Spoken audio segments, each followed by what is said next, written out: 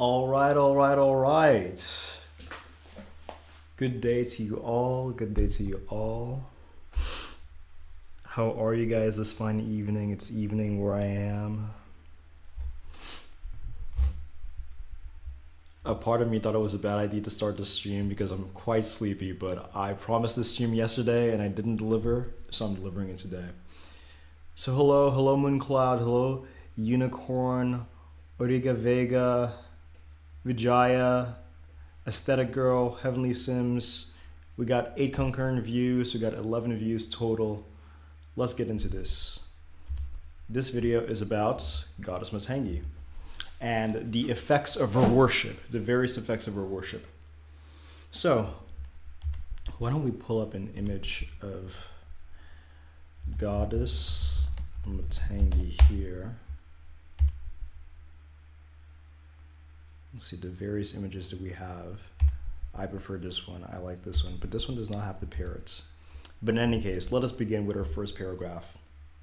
How Goddess Matangi makes you original. Matangi teaches us that the relationship between imitation and originality, Matangi teaches us the relationship between imitation and originality. To imitate is the path of the student. One imitates and imitates until one slowly graduates into originality. To learn is often to imitate, to repeat, to parrots. The parrot being, of course, the animal associated with Goddess Matangi. In order to have the opportunity to be original, to express the light of your own uniqueness inherent within you, you must be articulate enough first in order to express just that. Take a man whose soul wants to be comedic, but his natal tongue is Spanish. If he can barely speak English, how will he express his sense of humor? How will he tell his jokes? How will he elaborate his metaphors? If he is disconnected from the culture, how will he make use of the familiar cultural imagery to be able to make others laugh intentionally? His tongue needs to become more articulate in order to express his soul. Let us suppose this man tries to tell jokes in English without first having a good enough understanding of the nuances of the language. He fails to make others laugh, and then he may make the mistake of thinking that he himself lacks comedic genius, and because of this, he may begin to reject any message from his soul to be funny. But really, it is not his soul that lacks comedic genius, it is his tongue that is not articulate enough to express the genius inherent in his soul. Take a woman whose soul possesses within it unique forms and shapes and movements it wishes to make with the woman's body. But what if the woman's body is stiff? What if her body is not flexible? Sure, she could try to practice those unique movements that her soul wishes to translate, but because her body is so awkward, so stiff, if she attempts those movements, she may embarrass herself, and because of that, she may convince herself that actually these unique shapes her soul wishes to make are themselves foolish or uninteresting. Or she may project her own physical incompetence onto her soul and declare it awkward. There are times when you as a person have many wonderful and fantastical ideas. Ideas of paintings to paint, ideas of drawings to draw, ideas of dance moves to perform, ideas regarding anything. But you don't train yourself in those art forms. Instead, you take your incompetent abilities and you use them to try to paint the pictures you see in your mind or sing the songs you feel in your heart. Then what happens? You become embarrassed when you discover how ugly the picture is or how horrible the song is. And what's worse is that in your ignorance, you accuse your own imagination, your own soul of lacking creativity or lacking originality, when in reality, it is your body that is to blame for not being articulate enough to express the unique messages of the soul beautifully. I should even add that here. You curse your own soul, you curse your own genius, but really it is the fault of your own dull wits and lack of dexterity. This is where Goddess Matangi comes in. Goddess Matangi is the one that does indeed make you articulate. She makes you so articulate that finally, your tongue is fluent enough to tell the jokes and express the unique messages of your soul. She makes your body malleable enough to take the various shapes your soul wishes to create in dance and movement. She makes your hand dexterous enough to produce the images that only your soul can see. She fills your brain with enough knowledge that your soul can discover and express the unique truths only it was meant to discover. Matangi is the goddess that controls the sun through the use of Mercury's mantra, Aim. She uses the eloquent, dexterous, malleable, flexible, verbal forces of Lord Mercury to remedy the sun by offering the sun a human body that is articulate enough to express everything it wishes to express. Mercury is the planet of imitation, and the sun is the primary planet of originality. And Goddess Matangi here establishes a relationship between imitation and originality that most people don't realize exists. You see, to have the opportunity to become original and to be original consistently, you must first seek mastery over the craft. Though every once in a while there is someone with no understanding of music that can produce a viral song, it is those with practice and knowledge in music that are the best positioned to be more consistently original. Though every once in a while there is someone with no background in painting that can produce an interesting image, it is those with an understanding of color, texture, shapes, and composition who have the opportunity to become original more consistently. Now, this training and learning need not take place in a traditional setting like a school or university. Many people are self-taught and they still take their discipline very seriously, sometimes arriving at a level of mastery and understanding that can rival or even surpass those who are learned in traditional settings. In fact, Matangi more specifically rules over individuals who are self-taught. Matangi, like all celestial energies, is complete, and so because it is complete, is necessarily contradictory and ironic. She teaches us the path to originality is imitation, because to master is first to imitate, and an instrument once mastered can fully express the soul. Goddess Matangi teaches us something about originality. You are already original. You are already a star. It just so happens that your hands are so dull. Your feet are so dull. Your brain is so dull. Your body is so dull that they are incapable of communicating the unique and original forms, songs, messages that already exist within you. Goddess Matangi teaches us that the way to become original is not to mentally force ourselves to come up with new ideas. No, originality is not a mental process or an intellectual process, nor is it a process that you can force. She teaches us that what we should focus on is becoming more and more articulate and more knowledgeable, because the articulation of the hand and the knowledge of the brain are what the soul requires to finally express itself. All right then, so let us stop there. I've just been going and going and going. Let us check the chat. 24 concurrent views. Hello everybody. Hello everybody. Uttara Phalguni is in the house. Your butters and Uttara Phalguni. A video on MAGA, that is coming later. Yes, in that sense, she also has relevance and relationships to Hasta, but I just didn't mention Hasta in this video.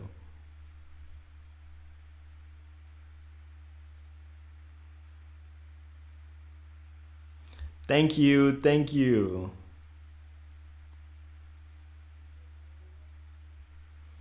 Thank you, thank you. So I'm not sure if you guys are following the video up until now. Let me try to elaborate a little bit on the points that I'm making. See, whenever you're training yourself to be good at something, whenever you're training yourself to be good at playing the piano, training yourself to dance, training yourself to learn a new language, what do? You imitate. To learn is to imitate. You want to learn how to speak French? You have to copy people who speak French.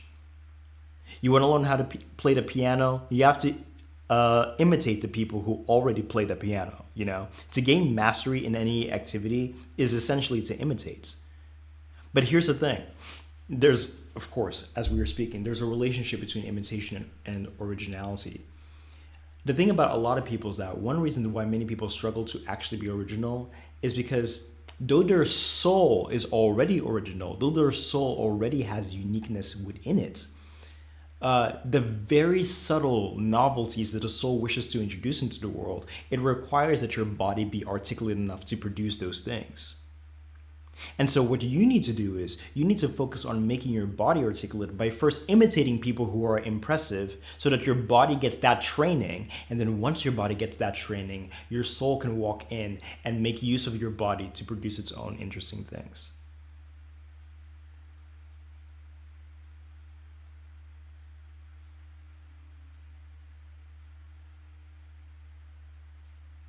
I see. Yes, her offerings are leftover food. Let me go, let's go look at her image again. This is one image, but this image does not have all of the things that I want it to have. Neither does this image. There's that, there's, yeah. Okay, this image has the parrots. So one of her accoutrements, one of her symbols is of course the parrots, the rubied vina, the rubied guitar. Okay, that is her yantra. She is said to possess a sugarcane bow, flower arrows, very much like Kamadeva. She has a noose. She has a hooked hand. You don't see the hooked hand here. Neither do you see the sugarcane bow and stuff like that. But yeah, we will discuss how Uttara Phalguni relates to this goddess. Yes, already used by someone, but specifically the gods, because her food is leftover food from the gods.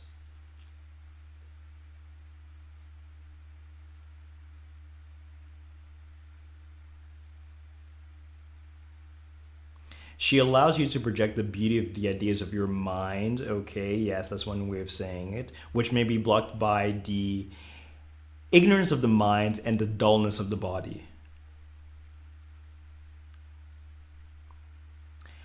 The body and the mind are the more physical aspects here.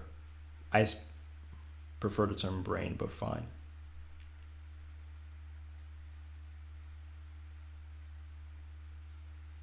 That's awesome. Yes, sugarcane bone is for Lalita Tripura Sundari, but Matangi also has a sugarcane bow and she also has flower arrows. And there's also a relationship between Lalita and Matangi.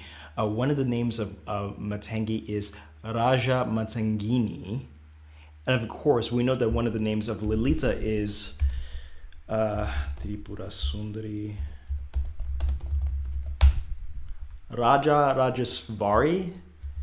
I'm having a difficult time pronouncing that. Here we go. Raja Rajeshvari. So there's actually a relationship between Matangi and Lalita. Both of them are connected to the ability to attract, but we'll discuss all that as we go.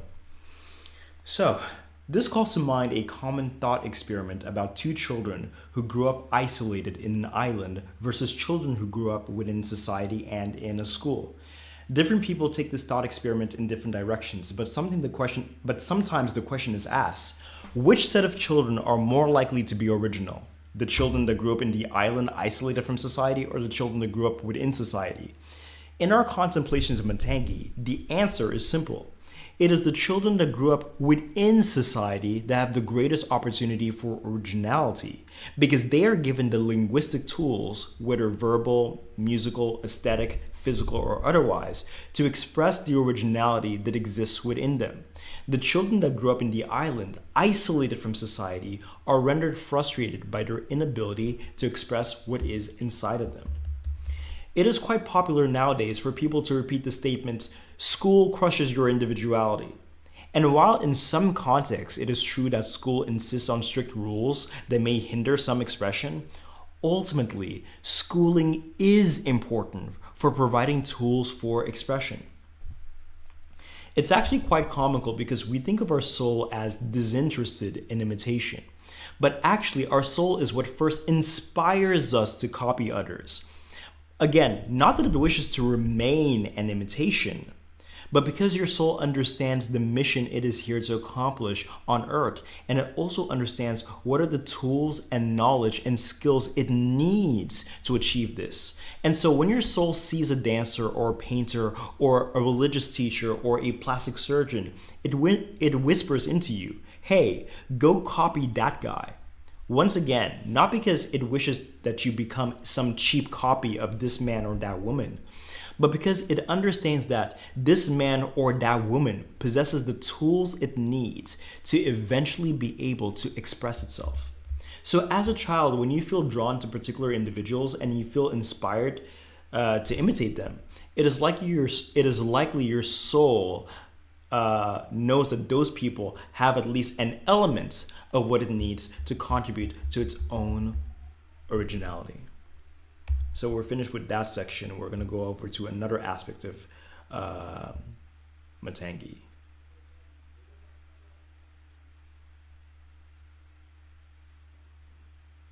We'll get into that. We will get into that. Yes, exactly that. All right, all right, all right. Please do not be shy with your questions. Let us move on then. All right, so now the next section. How knowledge is also a form of ignorance. So, one of the aspects of Matangi is that she makes you original because she makes use of Mercury's mantra to heal your son. But Matangi is also the goddess of knowledge. She is the goddess of knowledge. So now let's get into this. How knowledge is also a form of ignorance. First, we must discuss the difference between the illusion of knowledge and true knowledge. And then we will discuss how even true knowledge is itself an illusion. So, let us proceed. Our current time is rightly called the information age, not the age of knowledge, because we are given so much data all at once, and we do not give ourselves the time to study, practice, and generally process the information. We take a little bit of information here and a little bit of information there, and we call ourselves worldly, informed, sophisticated, when the truth is far from that. We are ignorant, but we believe ourselves far from that. We confidently comment about world events, but we don't bother with the intricacies of the history. We confidently make use of terms exclusive to certain fields, like how the mainstream has co-opted terms like narcissist and psychopath from the psychological field, but we use them incorrectly with a poor understanding of its true expert level meaning.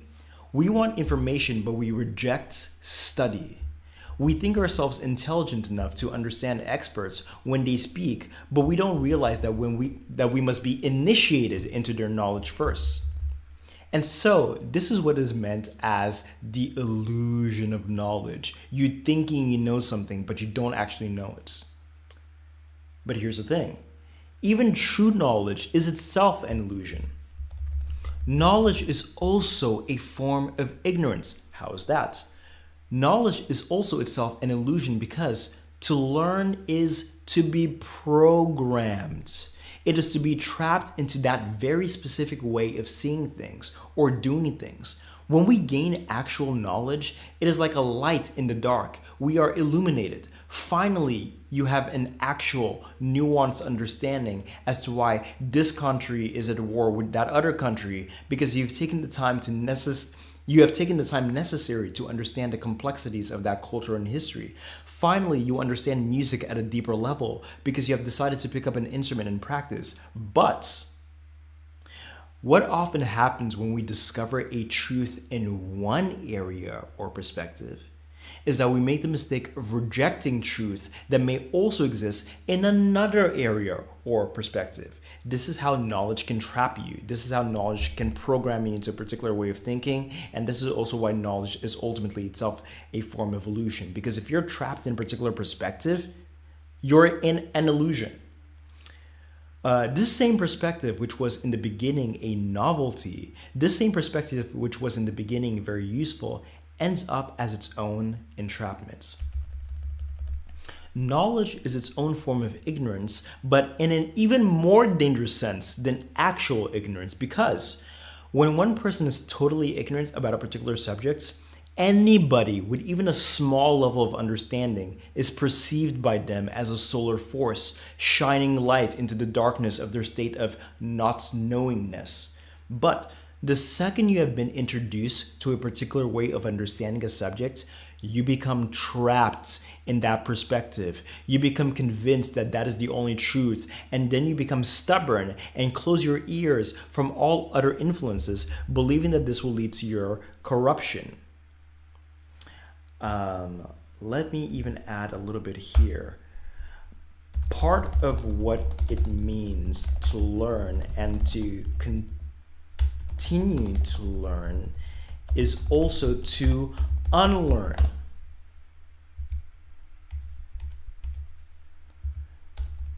Because you will be introduced to one true perspective, but you may make the mistake of separating it from the truth of other perspectives, which then means that even that one puzzle piece you possess of truth,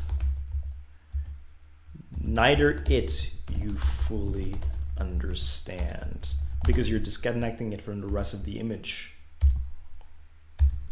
You're disconnecting it from the rest of the image.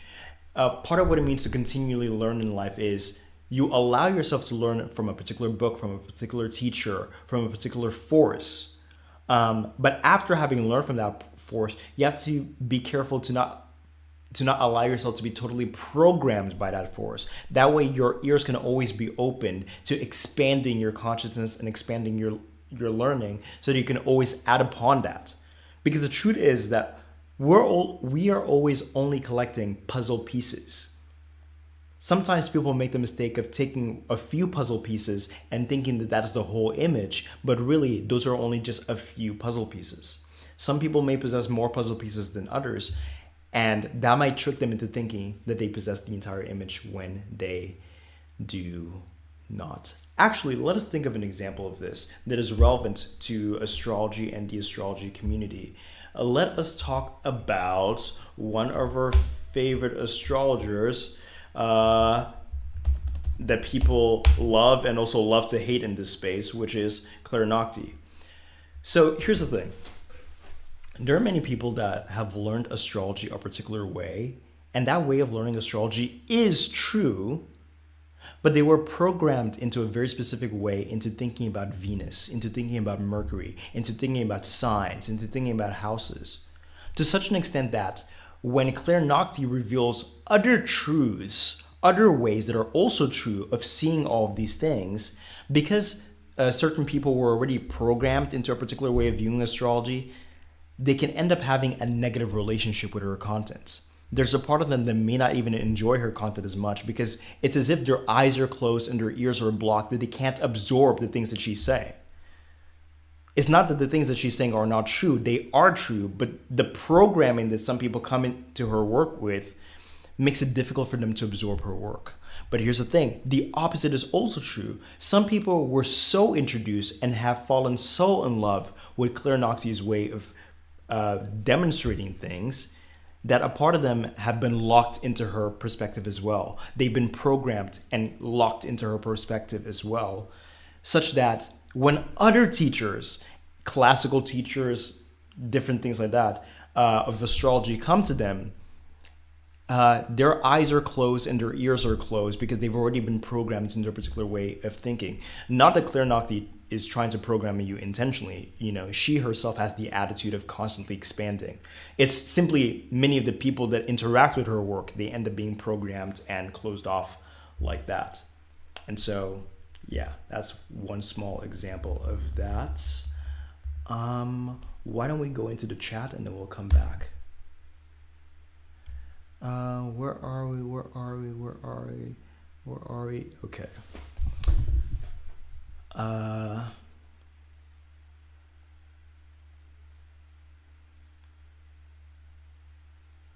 The path of humility in a way. To be honest, actually, yeah.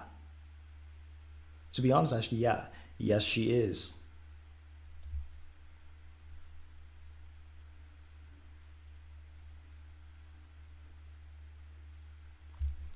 Yes, definitely.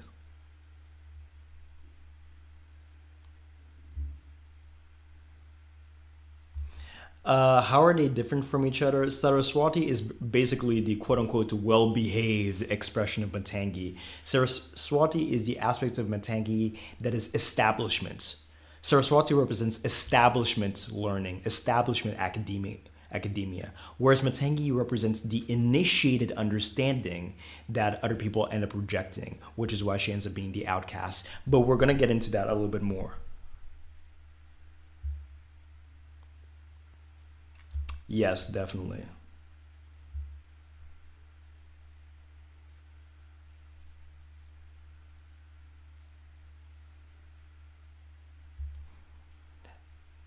Uh huh. Me too. Jester archetype. What are you talking about? I'm not sure what you mean.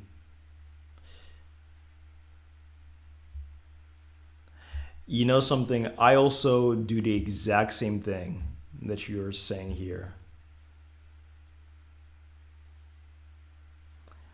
She is infamous for deleting her videos.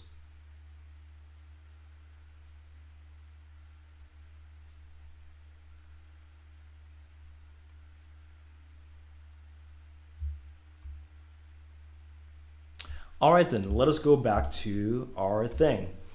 Um, all right. Matangi is a goddess that is related to knowledge, but also to outcasts. Here is one reason for this relationship. Established religions and academic disciplines and cultural perspectives often lose the true soul level meaning behind their traditions and rituals and scriptures, convincing themselves that they are still following the right way that was established by a solar figure in the past, be he Patanjali, Carl Jung, or even Jesus Christ. But the truth is, the modern or more mature state of any religion or any culture or any discipline is often cut off from their own truth. Nowadays, they simply mindlessly follow the practices and brainlessly recite the words written, but with no initiated understanding.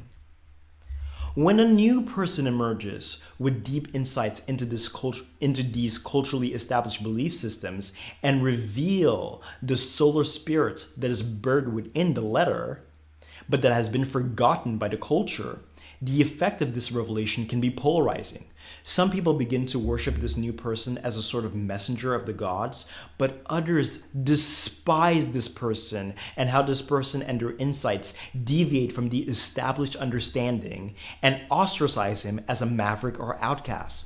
So this is how the initiated understanding and knowledge of Goddess Matangi can make you an outcast. She gives you an understanding of a subject that is so subtle, so complex, so profound, of whatever discipline you are interested in, that you can even become a threat to the established perception of that discipline. I use figures here like Jesus Christ. So, in the Bible, right, there were the Pharisees versus Jesus Christ. The Pharisees represented the established perception of religion, the established way. Yeah, basically. And then when Jesus came around, Jesus revealed a deeper, more nuanced, more intricate aspects of their practice religion. And that kind of stuff really upset the Pharisees because the Pharisees were basically like, wait a second, the things that you're saying are not false, but like you're forcing people and you're forcing the people that follow this religion to develop a different perspective that threatens the establishment.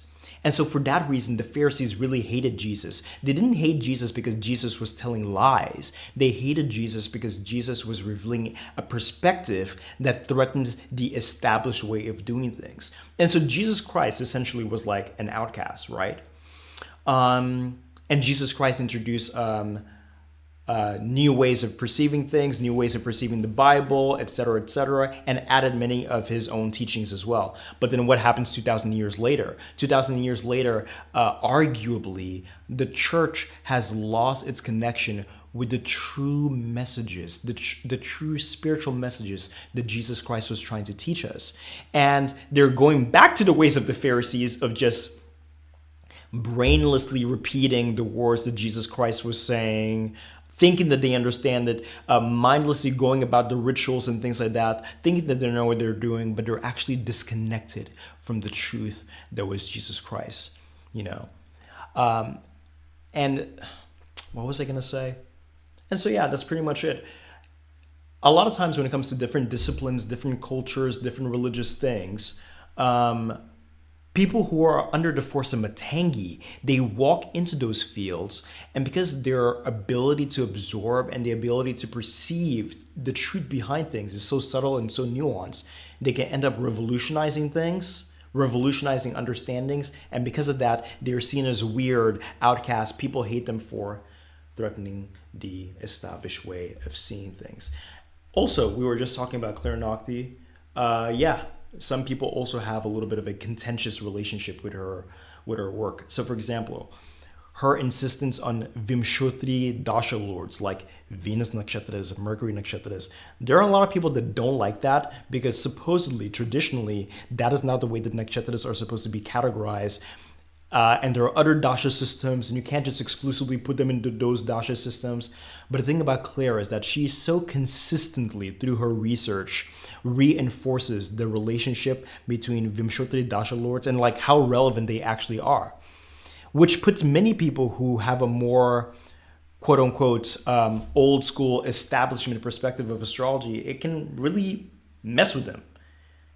And even some of them that may want to give Claire Nocte a try, to unlearn some of their ways to make space for Claire becomes very difficult for them.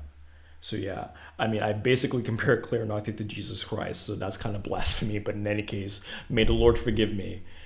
So yeah. Hi, virtual high five to you. I do 1 year prediction readings, which includes dashas and also include transits, so...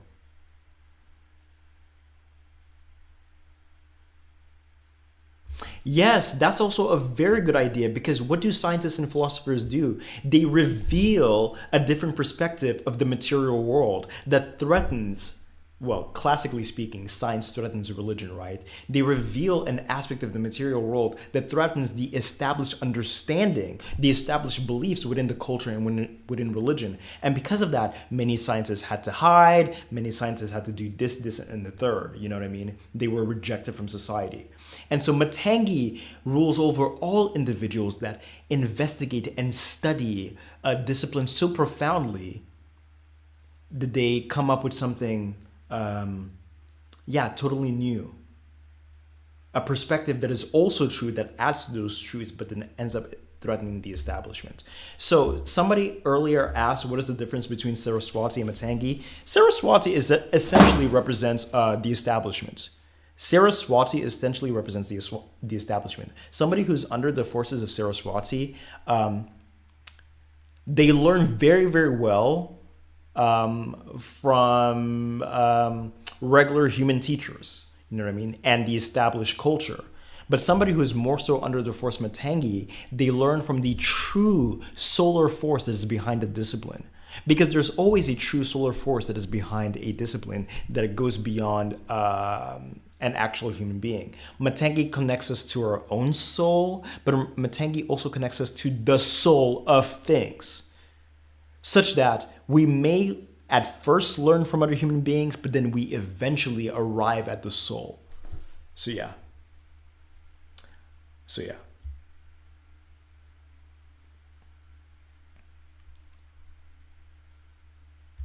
Teal Swan, isn't she a Shravana? Teal Swan is indeed a Shrav. Oh, here I am writing Shravana. Teal Swan birth charts. Let us go. Teal Swan. Let's check this one out. Teal Swan. C-rated birth time. Okay. Teal Swan, Teal Swan, Teal Swan. Her moon is, oh, her moon is in Uttara. Punarvasu ascendant over here. It's going to be the same thing over here. Man, so close. But really, yeah, Teal Swan also reminds me a lot of, she reminds me a lot about Shravana. Okay, so here it says it's A, verified from memory or autobiography. And here it said that it was, let me go back.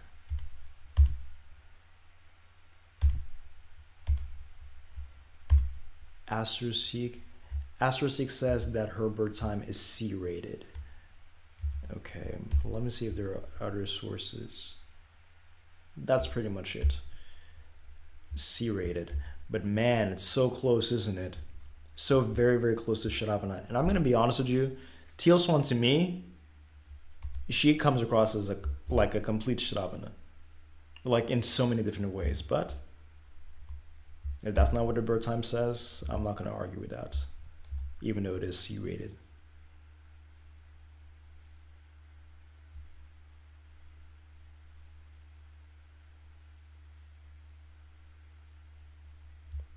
Oh, really? Okay, that's very interesting.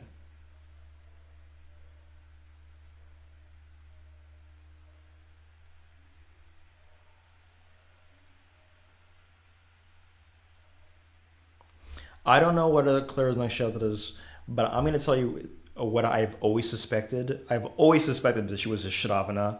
I've always suspected that she was a Shadabisha. These two nakshatras, always suspected those two.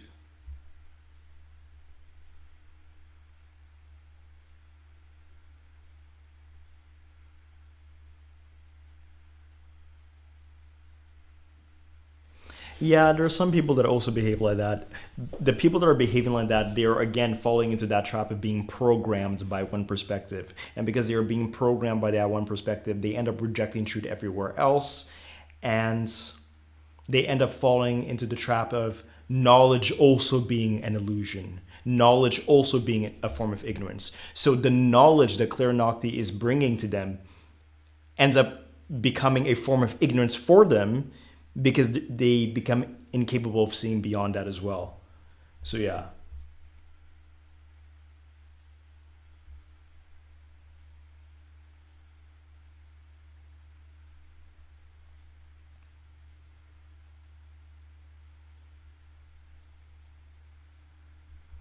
Okay, interesting suspicions. She does have a very Rahuvian and also lunar appearance. I agree. Okay, where are we? Let us go back.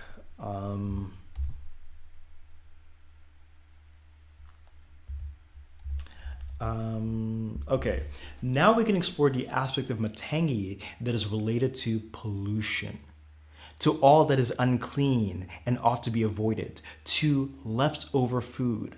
Many people have a very dualistic idea of knowledge. They believe that knowledge exists some places and it doesn't exist other places. Only this religion possesses the truth. Those other ones are false. Only this teacher possesses the truth. Those other ones are false. This field of study is shallow and useless. That hobby is a waste of time. The human mind is quite selective, with each mind believing itself to be deep and profound, but other minds to be shallow. Matangi, when you worship her, allows you to see the truth and beauty and the opportunity for knowledge in every aspect of reality.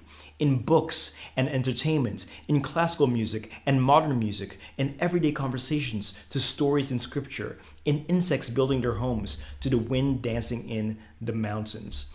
So, going back to Claire Nocti, which apparently some of us are convinced that she is a Shravana, we're going to be commenting, I think a lot of the stream, we're going to be commenting a lot about her. One of the things that is so very awesome and so very interesting about Claire Nocti is that she operates as though she believes that there is beauty and there is truth literally in every single thing that this world has to offer. Matangi represents leftover food, things that are rejected, things that some people go like, there's no knowledge here. This stuff is superficial. This stuff is a waste of time. There's no knowledge here. But Claire has the opposite attitude. She's like, wait, even in this thing, Even in this rejected thing, there may be knowledge.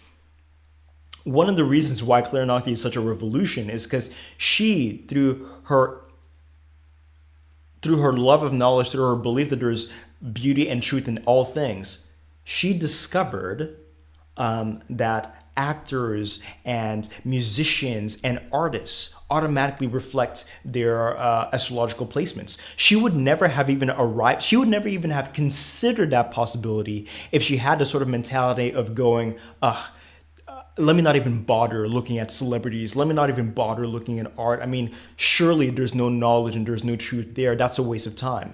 Because, sometimes people in the spiritual community, they can have that sort of attitude of materialistic things are a waste of time. Materialistic things are false. There's no truth or spirituality in materialistic things.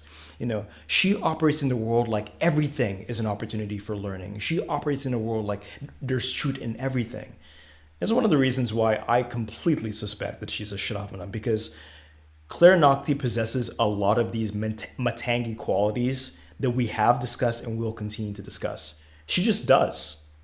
She just does. If she's not a Shravana, she's at least a Rohini. Because even Rohinis also have that attitude. She studies and she investigates everything. There's nothing that she does not. Even outside of astrology, she will read the most obscure book on philosophy, the most obscure book of this person's biography or that person's. She just, my goodness, her mind must be like an infinite library because she does not reject anything. Nothing is rejected by her. And that is what allows her to ultimately make all these incredible and insane connections.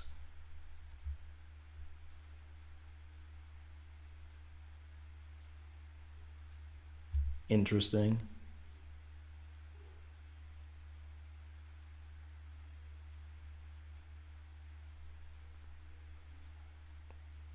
I'm glad you found something to learn. Something else I suspect, Lola? I suspect that she's also Purva Shada. Purva Shada is another one of my Shadabisha, Purva Shada, Shravana. These three, and also Vishaka, these four, they've always been in my mind. But you know what? I get a feeling that she's never going to share her chart. If she hasn't shared it until now, she's never going to do it.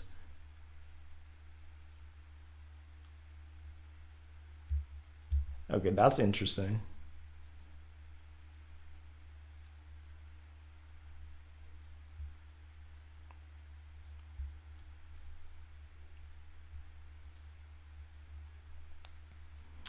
Uttara and Uttara Phalguni are interesting considerations. I wonder why you think that.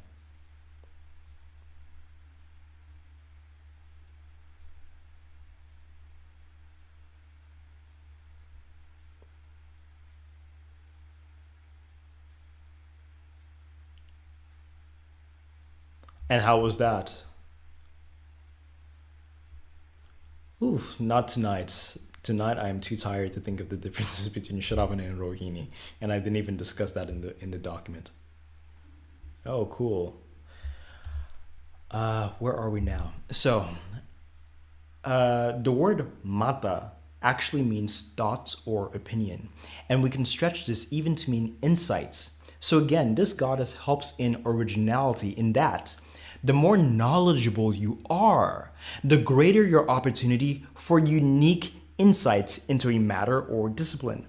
Matangi not only makes you knowledgeable, but necessarily she makes you into a solar force of completely unique opinions and understanding of subjects.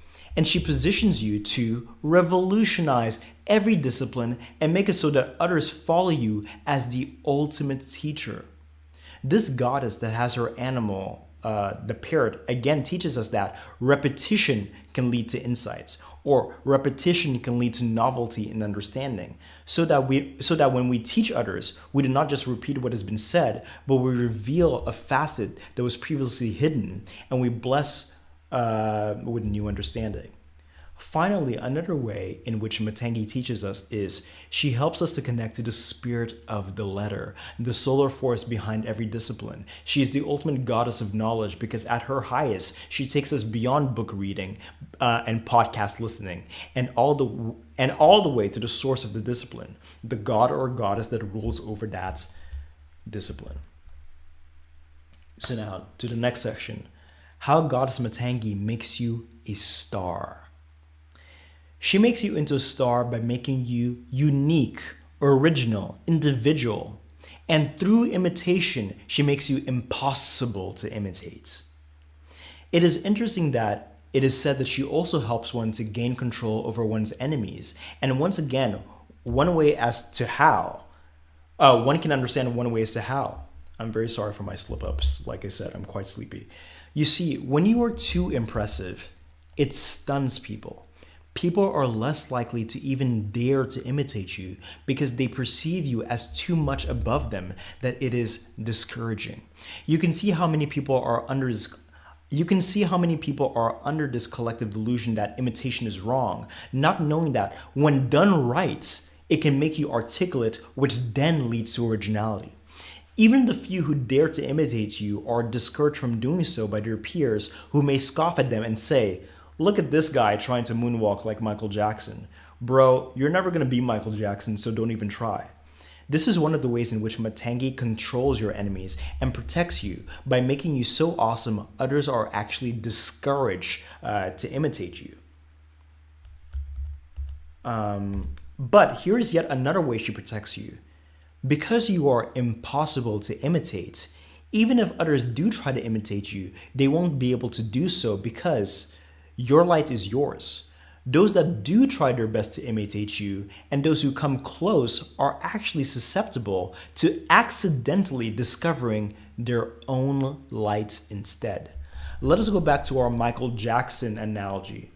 If you take a true and dedicated fan of Michael Jackson, he will practice ad nauseum every single one of his dance moves, but in truth, he still won't be able to replicate Michael Jackson's essence. But that's okay. You know why?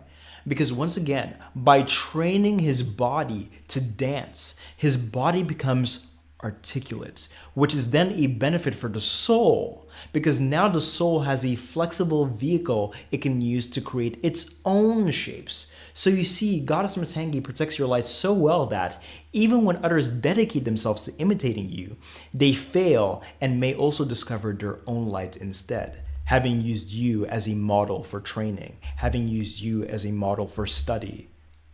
But now we must discuss something else. Those few individuals who wish to maintain themselves as cheap imitations. There are some people who, instead of imitating to develop mastery, decide instead to imitate to remain an imitation.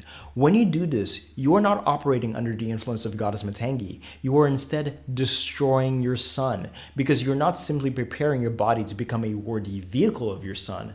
You are sacrificing your sun altogether. You must imitate to gain mastery, not to remain an imitation. All right, so now let us use examples of this. What is that girl that imitates Ariana Grande? That Ariana Grande impersonator person? Who is she? Paige Neiman, I guess it's probably her or something. Let's see.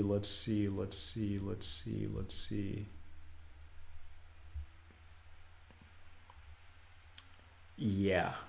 So the kind of imitation that we're talking about, this is not the kind of imitation that we're talking about. The kind of imitation of Mother Matangi is she makes you imitate as a means of mastering something. And then once you've mastered that something, your soul starts to wash into your body more naturally and starts to make its own shapes. Make its own shapes. But the thing about people like Paige Neiman,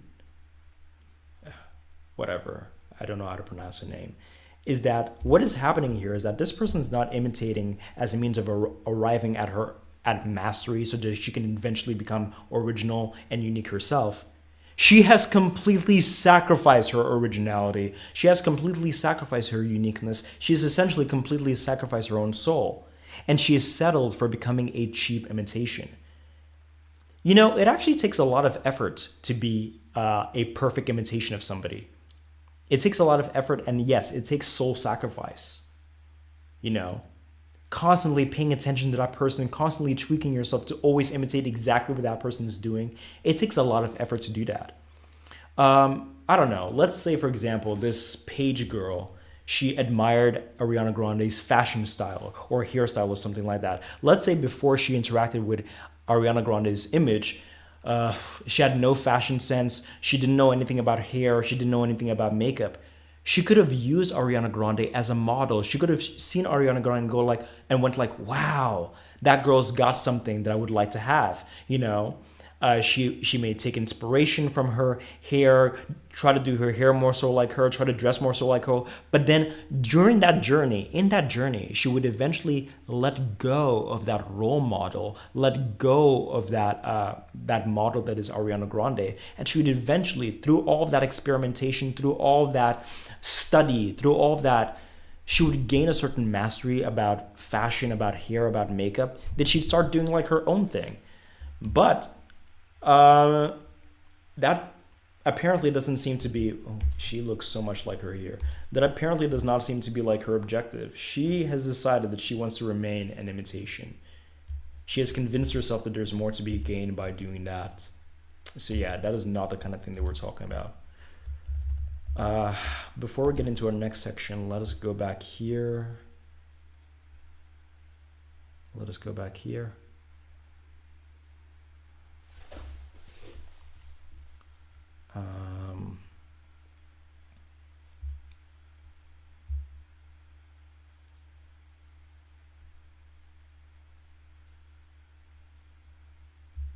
I've heard of it. I've actually thought about perhaps doing it, but it calls itself the female path course. So, you know, because it seems very interesting.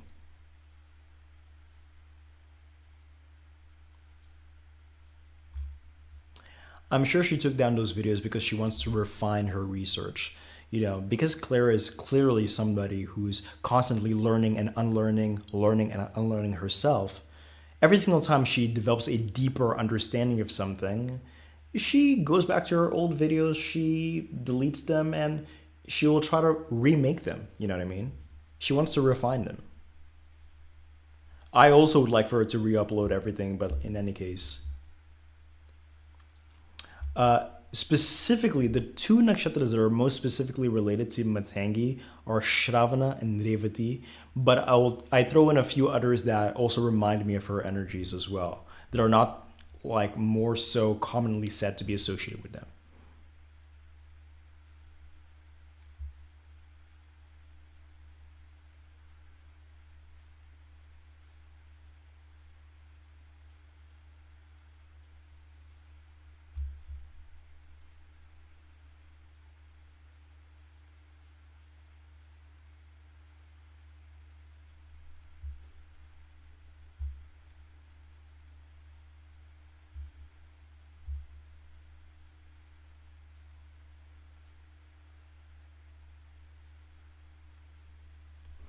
This is so funny that you're saying this, Victor, because down the line in our document, we're going to be talking about just this.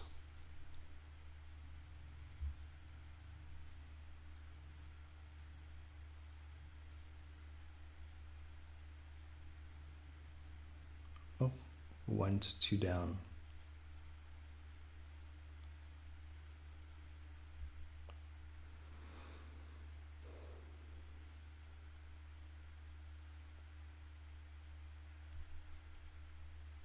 Who released a meal pack course? Me? You know, instead of me releasing a meal pack course, I would just direct you to the various occult and mystical um, sources that exist out here.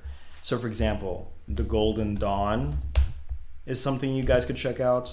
The Hermetic Order of the Golden Dawn and the books about the Golden Dawn. If you guys want to become, but this is more of like a Western occultist thing.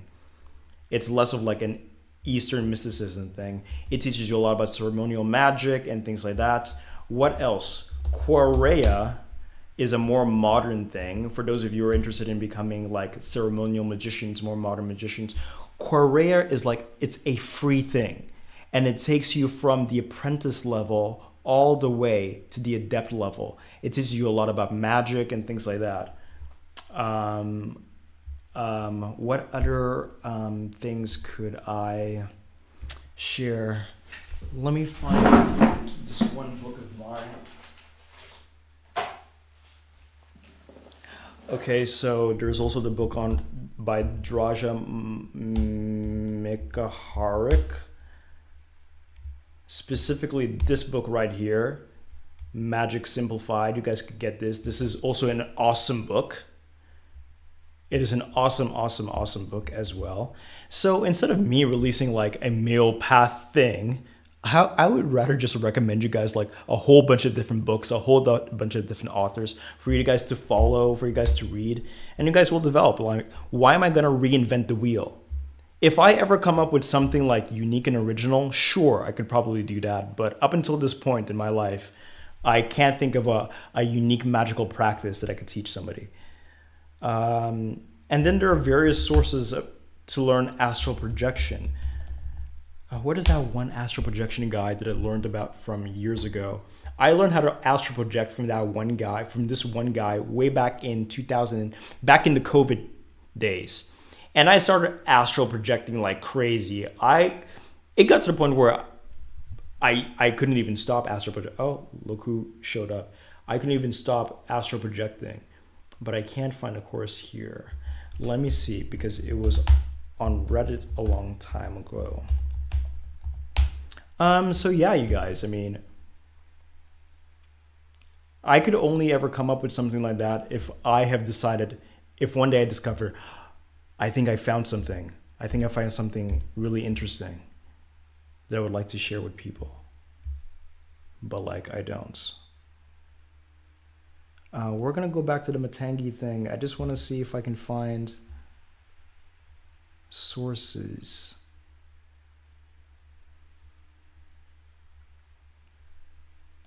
Okay, well, I cannot quickly find...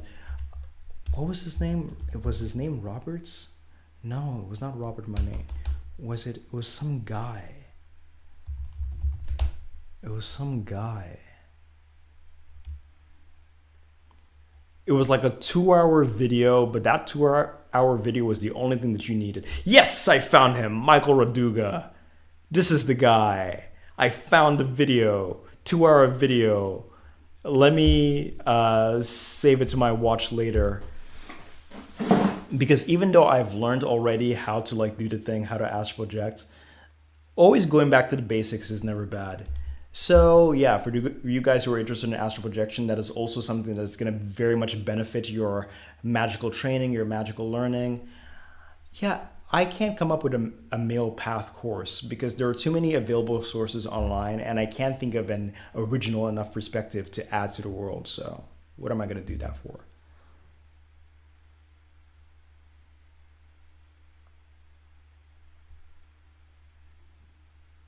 Oh, where have I gone?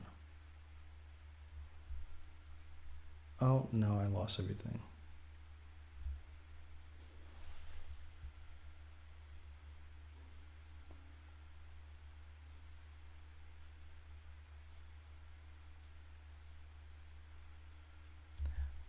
My Planets in the House videos, you should go to the live section of my YouTube. The live section. Let me open the incognito for this. youtube.com.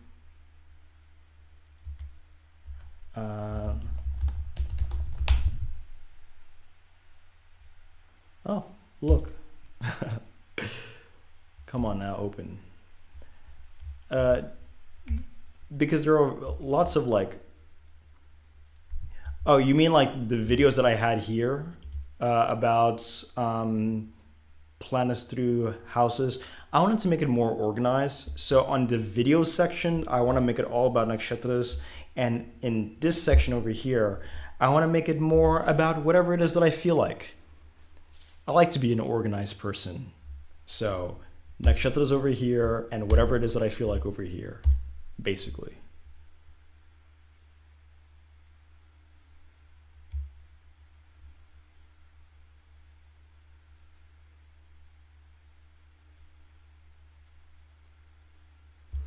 Yes, Narada as well. I know of him.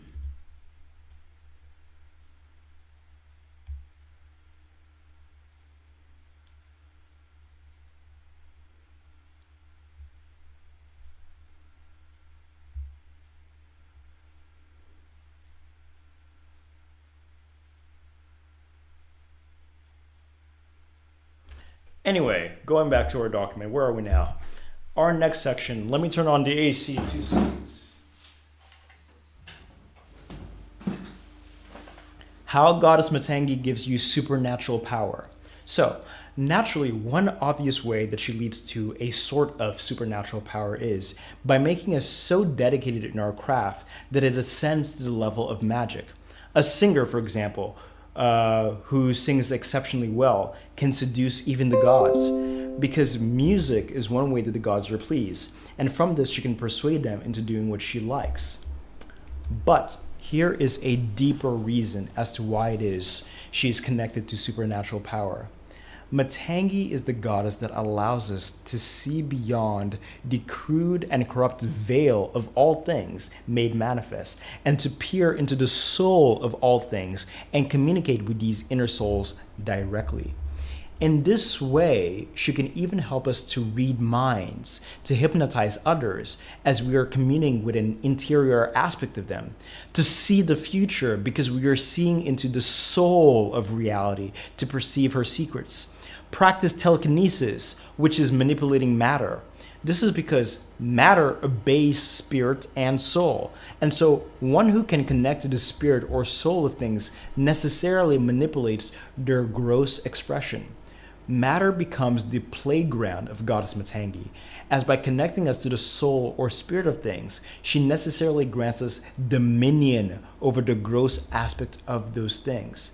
It's one of the reasons why she's related to controlling people. She, of course, even controls people. It is one of the reasons she is worshipped, to be able to play others like marionette dolls, to be able to communicate directly with their souls, even overwhelm their souls, such that their bodies too come to our submission.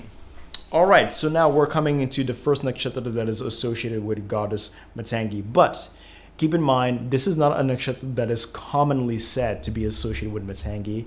This is a nakshatra that myself, upon contemplating Matangi, worshiping Matangi, I've discovered personally a relationship between it and Uttara Phalguni, and even Uttara Ashada, in a sense.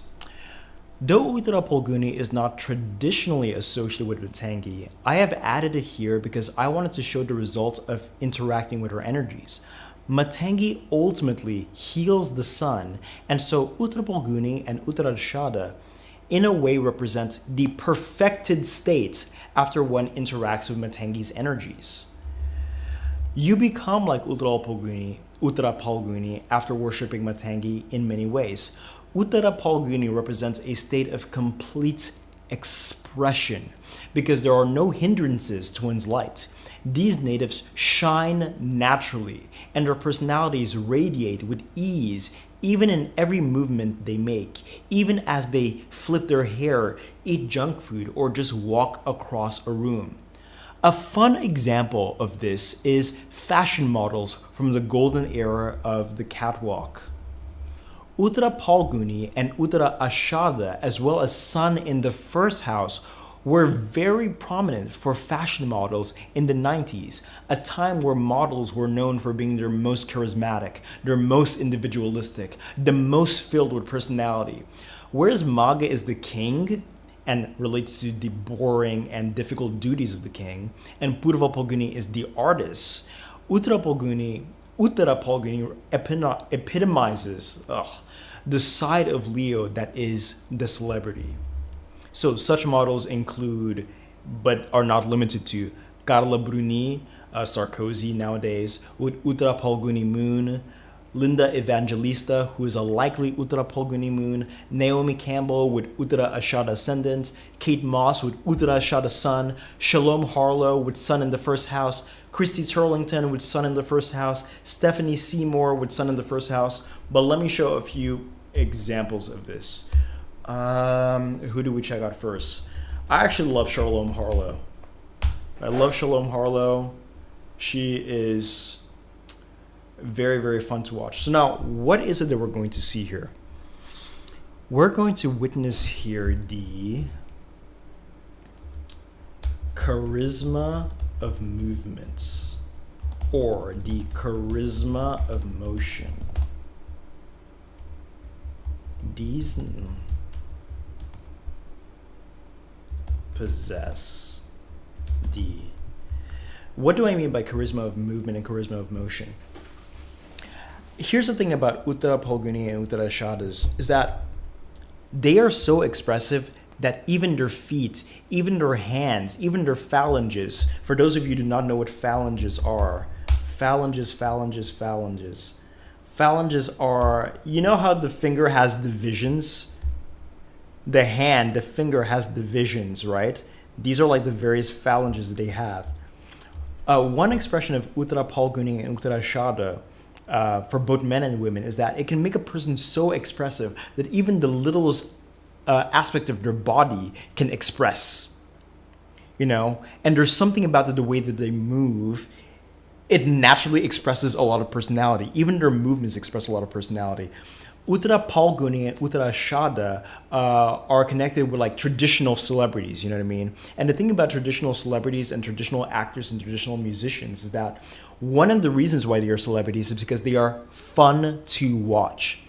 Because they radiate such natural personality without shame, without timidity. They just radiate such personality in every movement, in every hand gesture, in every walk, in every hair flip, that they just look like total celebrities. So we're gonna see, maybe I'll just go for shorts. Oh, I think this is actually an interesting example of what we're gonna see. Let's try the catwalk like Shalom. There are a few points to keep in mind. If you pay attention to her Okay, so, but that was just 1 second. hands, Probably that hips, wasn't enough. and steps, you'll notice instead of up and down, she moves her hips left and right. For the hands, she has them as straight as possible. And in my opinion, she takes snap. I wanted to click this video because this is a girl that oftentimes she does videos about like copying runaway models and the way that they walk. And I think this is so perfect for like the video that we're making about Matangi, because I do not believe that it is sincerely that this girl is trying to steal the essence of these runaway models. Is that she is fascinated by walking, and something inside of her is telling her that she should learn how to do so, right? That she is actually making it a practice of studying these models.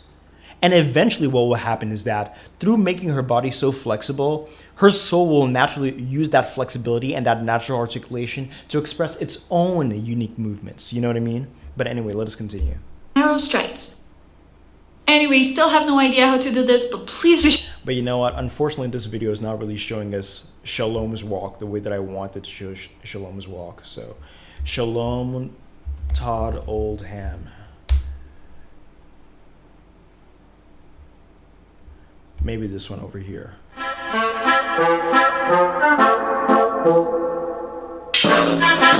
So I want to make sure like we're knowing what to pay attention. I want you to pay attention to just the natural way that she just radiates so much personality. Shalom Harley has sun in the first house. Like her body is her instrument. Her body is completely under her command. And she moves it so gracefully, but with just so much individuality. What other model could we check out? Who else do we have here in this list? We have Naomi Campbell. We have Chrissy Turlington. Let's check out Carla Bruni. But man, nobody does it like Shalom. I have to say, she is just so enchanting. So completely enchanting. Carla Bruni. Let's check out Carla Bruni.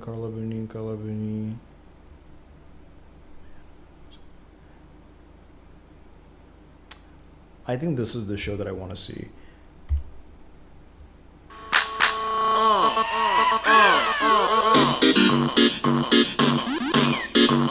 Carla Bruni is the one in black. It's the one behind this one in pink.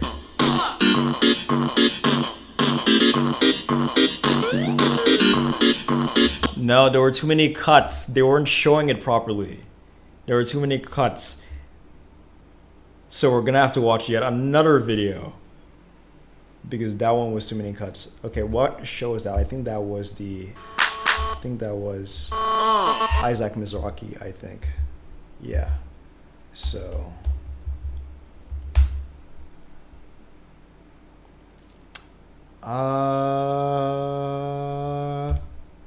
let's see this one.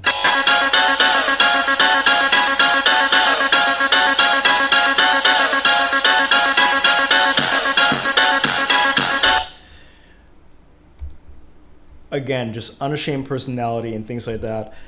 Let me go back to the documents. Before I go back to the chats, let me just continue reading.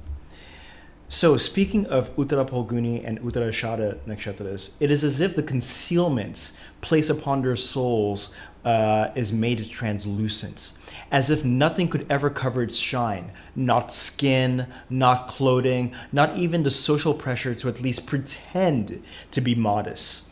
The light of their personality was such that they owned every garment. Now speaking of the actual supermodels, the light of their personality was such that they owned every garment. Remember that the goal of the sun is to turn the body and all things available to the body into a vehicle or an instrument to express its own unique messages, shapes, music, and so on.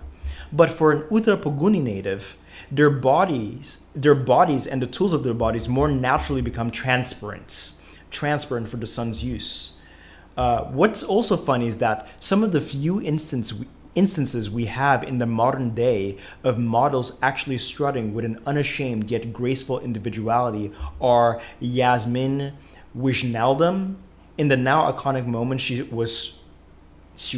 Oh, I did not write this properly. But in any case, Yasmin Wijnaldum. So Yasmin Wijnaldum is an Uttara. Yasmin Wijnaldum. Let's check that out. And also, let's go to YouTube here. She is an Uttara Ashada native. So something you will find with Uttara Phalguni and Uttara Ashada natives is that they just naturally have a lot of charisma of motion, a lot of charisma of movements. They're just fun to watch move because they just radiate so much personality when they move. They're just fun to watch. There's no shame. There's no timidity.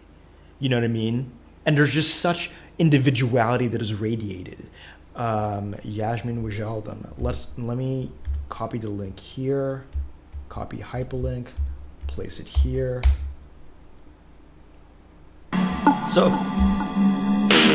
So let me mute this for a second. So of course, what we know about nowadays, these are not the ways that models, generally speaking, walk nowadays. But like in the few instances that you see very interesting, very unique walks, very often there are women who have Uttara Phalguni and Uttara Ashada.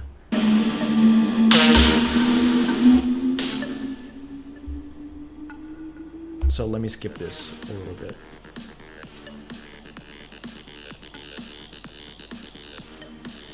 So there's just like no shame in the way that she's walking. She's walking like she's like the baddest girl you've ever seen. Right? That's not really the way that you see a lot of women strutting nowadays. And Yasmin Wijnaldum is an Uttara Ashada moon.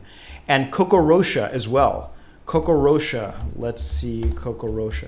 Coco Rocha has her sun conjunct her moon, but she's possibly an Uttara Phalguni moon. And she's also one of the more creative, more spontaneous models that you don't see nowadays. But I don't even know what performance of hers to see. I don't even know which to see. No, I think I know what to do. This is one collection that she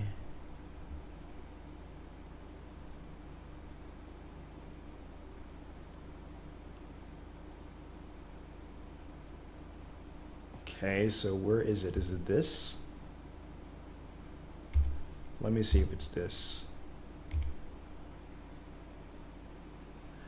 I think it's this, but now I can't figure out where it is that Coco Rocha appears in this lineup. If I can't figure out, if I can't figure that out, I am leaving. And I'm gonna go back to finishing the documents. Coco Rocha is nowhere to be found here. Oh wait, I think I saw her.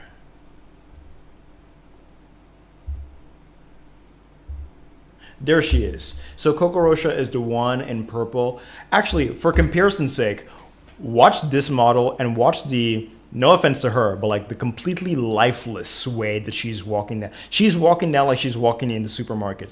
Like, check this out. And then the one right behind her is wearing purple, and she is Sun conjunct Moon, and she's probably an Uttara Phalguni moon, Coco Rocha. Actually, no, not this one. The one right behind this one. Not this one you're seeing right here, but the one right behind her.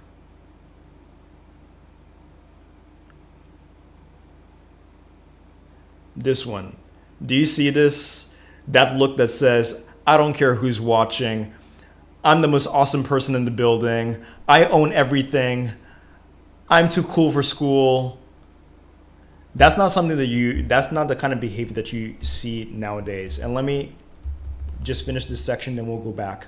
So Coco Rocha is yet another example of a modern day model who breaks the current mold of the energetically restrained and uniformly subdued fashion model, as she's often expressive, eccentric, and animated, but in a graceful way. We must go more into detail about the 90s fashion models. To be expressive can be defined in many ways, but what facilitates expression is, of course, to have no impediment upon that which one wishes to express.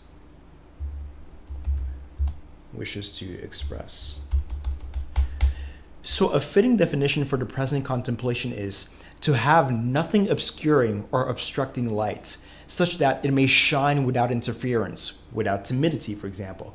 When one is verbally articulate, speech no longer is something that gets in the way of one expressing the intricacies of internal experience. When one is a good dancer, the stiffness of the body also does not get in the way. Once again, this is the effect of goddess Matangi. She removes all obstructions to one's light. Usually this comes in the form of making one articulate, but can also come from removing shyness, removing timidity, removing the weight of social pressure over an individual that he or she may now shamelessly express their light without these external interferences. Matangi quite literally thins the veil and makes translucent the coverings that are upon the soul, so that the light of individuality can shine brightly. And Uttara Phalguni very much represents this aspect of her. Another interesting point is that many of these legendary fashion models, known for their confidence and unique walks, actually started off as dancers. Even if not professionally, then definitely as a hobby. So Shalom Harlow used to dance, Coco Rocha used to dance, Naomi Campbell used to dance, just to name a few. And once again, this goes back to the idea that if you want your soul to be able to express its own uniqueness, you must first train the body so that the body can become articulate enough that it can take the various very weird and very interesting and very new shapes and forms and movements that the soul wants to make. And so once again, there's a relationship between articulation, imitation, mastery, and also originality, because those things allow for originality. So now, one asks the question, why are fashion models today not like how they were in the past? It is often held by industry professionals that the blame falls mostly on the hands of the fashion brand Prada. And this shift in trends from charismatic models to literal walking wire hangers with no personality was given the particular label the Prada effect. The reason fashion models no longer possess the audacity, the individuality, and the charisma of times past is because allegedly their individual brilliance outshined the actual garments. Instead of fashion shows being about the actual fashion, they became like ritual worship, The fashion enthusiasts, the devotees, and the supermodels were the super idols. Supposedly, many fashion designers became resentful of the amount of attention the models were getting, the likes of the Naomis, the Chrissy Turlingtons, the Kate Mosses. And so they decided to eliminate them and usher in an era of Saturn nakshatra fashion models whose personalities would not overwhelm the garments. Another reason why the Prada effect took place is because one of the effects of the sun is to claim a body and claim an instrument. What Matangi does is it makes you master an instrument or a tool so well that it becomes impossible to imitate, such that it can actually have the effect of even intimidating others from even trying to copy you. In many instances in life, this may be an advantage, but if you are a fashion model and your goal is to sell clothing, if you wear those clothes and model those clothes too charismatically, people may admire you for the performance individually, but clients may actually think twice before buying the clothes you're modeling. This is because clients tell themselves, oh, she looked so good in that dress, only she could wear that dress. If I wear it, I will always look second best. Or clients may tell themselves, how do I know that this is a good dress that can fit my body? What if the model herself is such a talented performer, she makes the dress look better than it actually is? As you can see, these were some of the reasons why designers collectively decided to retire the phenomenon of the charismatic fashion model, because it supposedly got in the way of profits. In contemplating the Prada effect, it actually reminded me of, actually no, before I get into that part, let me go to Google and let me talk about a few things. Naomi Campbell, for example, 90s. Let's use that. All right, so now what am I talking about, right? You remember that earlier in the live, I was telling you that even though to eventually become original, you imitate as a means of mastery, right? The thing about Matangi is that the effect that it can have on the people watching you is that it can make you so awesome that it intimidates people from even trying to copy you sometimes. You know what I mean? And even when people do try to imitate you as a means of arriving at mastery, other people discourage them because it's like, look at you trying to become an imitation of that person. You know what I mean? Because a lot of people that discourage you, they don't understand that imitation is part of the process, because originality is a process that can be very confusing for a lot of people. So now, like, what was the Prada effect? The Prada effect. And that is something that some of you guys can read more about if you're curious. So the idea behind the Prada effect was this. The charisma of the 90s fashion models was literally stealing the spotlight. It was pulling focus from the clothes to such an extent that supposedly it actually provoked the resentment of a lot of designers. Like, for example, Uttara Prada, for example, began to resent many of these charismatic models because they were stealing the attention from her actual clothing. You know what I mean? Another supposed reason for the Prada effect is that, you see, when these models model their clothes too well and too charismatically, if you're a client and you're interested in fashion, you might think twice before buying a dress that Naomi Campbell wore or that Chrissy Turlington wore, because they can model these dresses so well and so charismatically that it ends up intimidating you because you're afraid of looking second best. Because how many people can assume the same charisma to pull off these looks, you know what I mean? After the Prada effect, after supposedly Uttara Prada came in and eliminated charismatic models, all of a sudden you started to see something. Instead of fashion models having more sun nakshatras, fashion models started having more Saturn nakshatras. Obviously, Kendall Jenner came way after the Prada effect, but I'm just using her as an example. Kendall Jenner has Saturn nakshatras, and what do people often say about her? She walks like she's dead. No offense to her. I'm not trying to offend anybody. Who else has Saturn nakshatras? Alex Consani. That new model, Alex Consani has Saturn nakshatras. So it's very interesting to see this shift. Back in the 90s, when models had the freedom to just be themselves and be individual and look like the most confident woman in the room, there was much more sun nakshatras. Nowadays, where models are much more subdued, much more uniform, no personalities, walking like they're wire hangers. Now there are more Saturn nakshatras. Isn't that interesting? That's very, very interesting. Wow. Wow, wow, wow, wow, wow.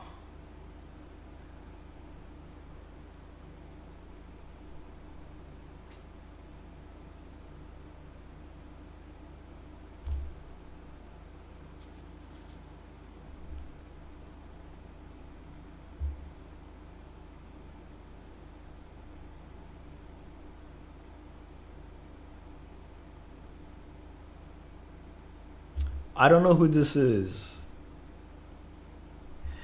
Shalom does not have Uttara Phalguni moon. Shalom is a Revati. Shalom Harlow. Let's open this one. Let's open this one. Shalom is a Revati. This one has no birth time. Okay. This one claims that the birth time is. Oh, isn't this interesting? Not only is there a birth time, but look who. Go away ad. Look who rectified this birth time. Do you guys see the name? Out here rectifying birth times. My goodness. But the reliability is C-rated. And no. It's true. Astro Theme does not use Lahiri Ayanamsa. It is behind by like 1 or 2 degrees. Her moon here, Shalom Harlow's moon, is at 18 degrees. And she has sun in the first house, sun and ascendant in Jayashta. So no, there's no Uttara Phalguni here.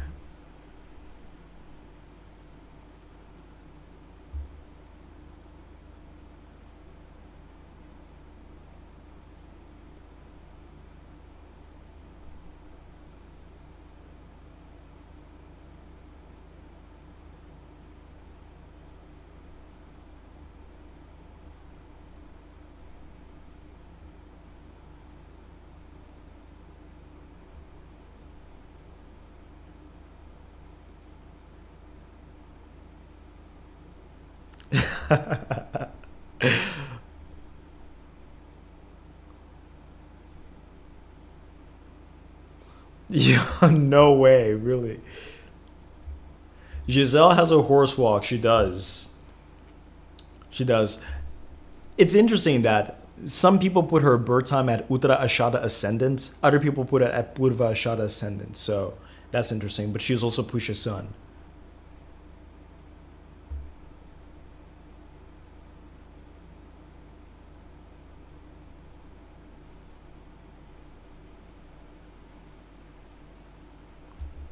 Okay, interesting.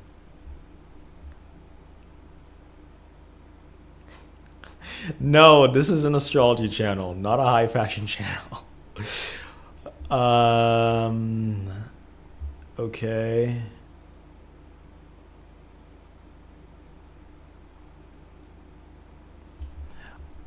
Soul 50. Are you saying this because you have sun nakshatras?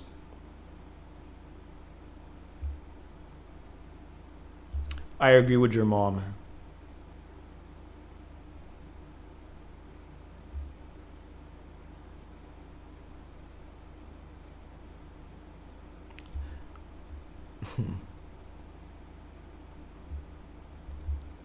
Oh, wow, I skipped.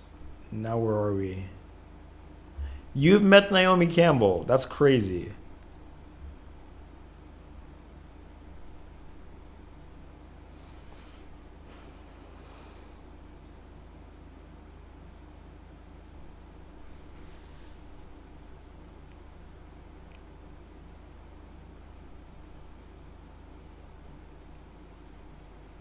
Alex Kansani is a Kritika moon. Oh, she is a Kritika moon, isn't she? She is a Kritika moon. But let's check Alex Kansani's chart. Pull it up. Alex Kansani has more Saturn influence than she does Sun influence. You want to know why? Because she's a Pushya Sun, and according to her A verified birth time, she has Saturn like conjunct to the degree to her ascendant. her birth time is A verified. So Sun in Pusha and Saturn in the first house. And because Lahiri Ayanamsa, because Astro Team does not use Lahiri Ayanamsa, it is likely that her moon is in the 12th house as well. So yeah.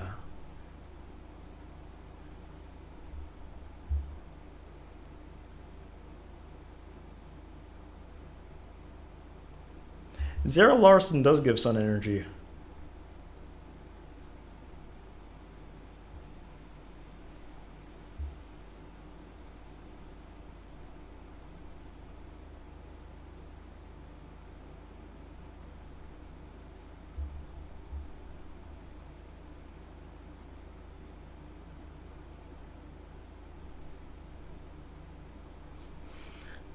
Invalidates her whole life. We're going to be talking a little bit more about dancers, actually.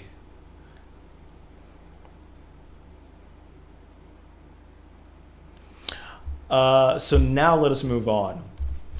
In contemplating the Prada effect, it actually reminded me of one of our modern day fashion icons, Rihanna. And lo and behold, Rihanna has her K2 in Uttara Phalguni. K2 here suggesting that all the lessons of Uttara Phalguni have been integrated into her. This, along with other supporting astrological placements, explains why it is that Rihanna can wear pretty much anything, and she always looks good. She always looked like those clothes were meant for her. Because sun energy just owns things. It owns and reigns over bodies and reigns over instruments. She takes garments that no one else could pull off. She wears them and models them so well that you can never imagine that anyone else could ever look as good as she does. So let us look at Rihanna. Rihanna Met Gala looks. So Rihanna has K2 in Uttara Phalguni. Let us look at Rihanna's charts. Rihanna. C-rated. Birth time. She has Moon in Revati, but she has K2. Look, she has K2 in 0 degrees of Virgo, which places it in Uttara Phalguni. And is she or isn't she like the ultimate fashion icon? And is Rihanna not the same person that everybody says there is nothing that this woman can wear that she does not just own? Everything she wears literally looks like it is meant for her. She can wear the most ridiculous thing, generally speaking, and it just fits so well on her. You know, it is this incredible thing. And then because she has Ketu in Uttara Phalguni, people think that it's the clothes, but it's not the clothes. It's not the clothes. It is the light in her that just radiates much more easily. Because when you have sun nakshatras, Uttara Phalguni, Uttara Shada, your light just radiates outside much more easily as well. You know what I mean? Yeah, she's got that. The moon in Revati combined with Ketu in Uttara Phalguni. So the Revati moon suggests that she's a good chameleon. And the Uttara Phalguni Ketu suggests that, once again, she radiates naturally a lot of charisma to the point where she just never looks bad, she never looks out of place. Uttara Phalguni women can possess an almost defiant self-confidence, a manner that can provoke others to say, "Who does she think she is?" A common line used against Uttara Phalguni women, because of how shamelessly they express individuality.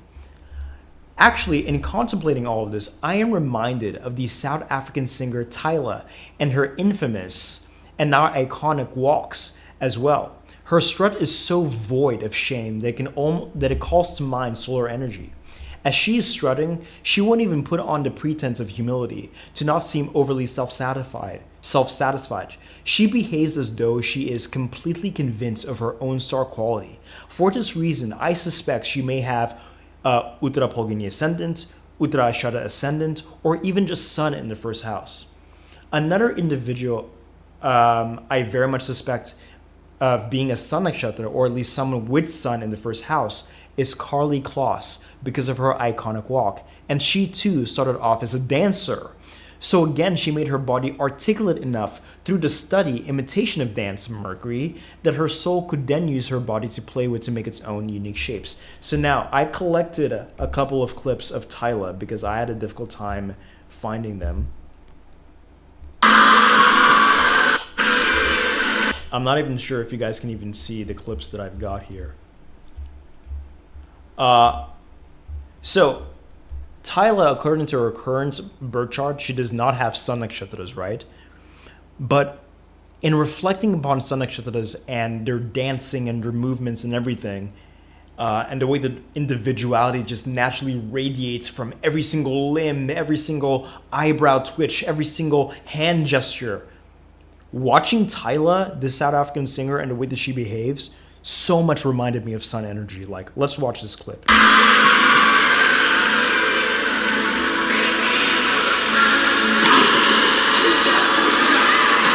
Like, the way that she's walking, there's like, it doesn't even look like she was practicing this like 100 times before appearing in this Victoria's Secret catwalk.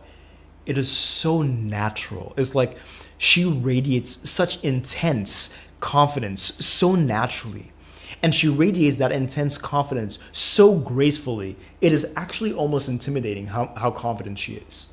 It is actually almost intimidating. Then there's this other clip from the 2004 VMAs when she's receiving her award. Watch her walk. There's no timidity in this girl. There is no timidity in her. It is just like, wow. It is... it is wow, actually. So, sun nakshatras, you also see them prominent in a lot of old school celebrities, modern celebrities as well, because it's very common for celebrities in general, right? But you see them in a lot of old school celebrities. You know when you watch old movies with like Clark Gable or Cary Grant, like the way that these men and also the women, the way that they move. For those of you who watch old movies and classic movies, those actors, they move in a way that is just so beautiful. You could just watch them walk across the room. It is so enchanting. These actors, they don't even have to say anything. They don't even have to move an eyebrow. Just the way that they stand, their posture, just the way that the way that they walk across the room, the way that they pick up a fork to eat. They do it with such, I don't even know what word to use. I can't think of any other word besides charisma at this point. Maybe later on I'll come up with better language. Yes, with such charisma, such confidence, such lack of shame. But also beauty. But there's still a beauty to the way that they move. Man, I have to say, one thing that I love about watching old movies is just watching the way that all of those actors and actresses behave and walk and move. And also, Clark Gable is an Uttara Ashada, I think, and Cary Grant is also an Uttara Ashada. Betty Davis does not have sun nakshatras to the best of my knowledge. But yeah, man, I just love to watch. It's just so beautiful to watch them move. It's incredible. I don't want to show any clips right now because I don't know. I don't want to be copyright struck. Who knows? I probably might be copyright struck right now. But yes, it also calls to mind MGM. So what is MGM? MGM is like the old production company, right? They used to produce films. And do you want to know something? MGM used to train their actors. This was way back in the 1920s, 30s, and 40s. One of the reasons why those actors used to behave in such a beautiful way, their movements was just so beautiful, confident, charismatic, but also beautiful, is because MGM, one of their training was making all of their actors, every single one of them, dance and sing. You see, when you're a trained dancer, even when you're not actively dancing, when you're a trained dancer, your body has become articulate. Your body has become articulate, which already makes space for charisma.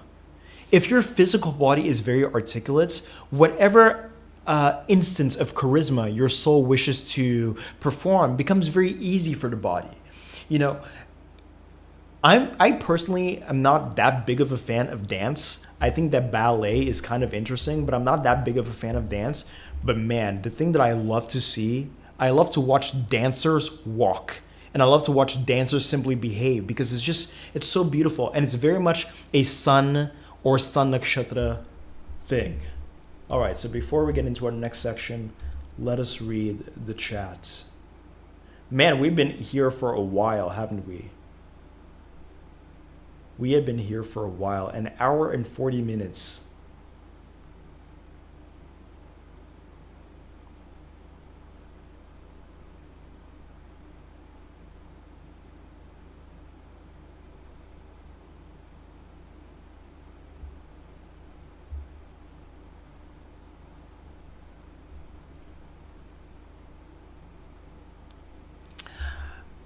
Beyonce has K2 in Uttara Ashada, does she? Yes, I think you're right. Why didn't I think of her? Why didn't I think of her? Yes, Beyonce does have K2 in Uttara Ashada. That is true.